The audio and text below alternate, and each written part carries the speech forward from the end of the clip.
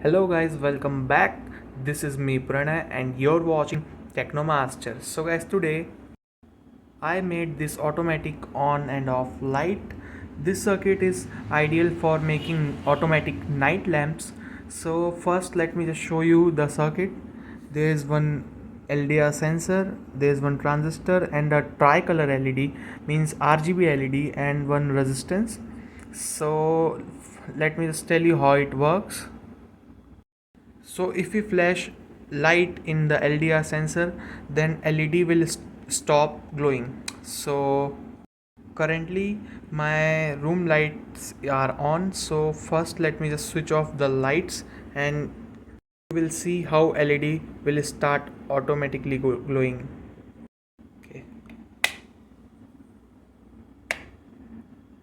you can see. And if I switch on the light again, you can see it just stops glowing.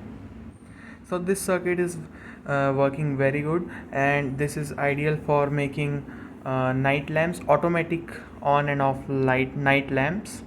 So you can see the circuit again in close. So guys, that's all for now. Do subscribe to our channel to get more such videos in future. Thank you guys.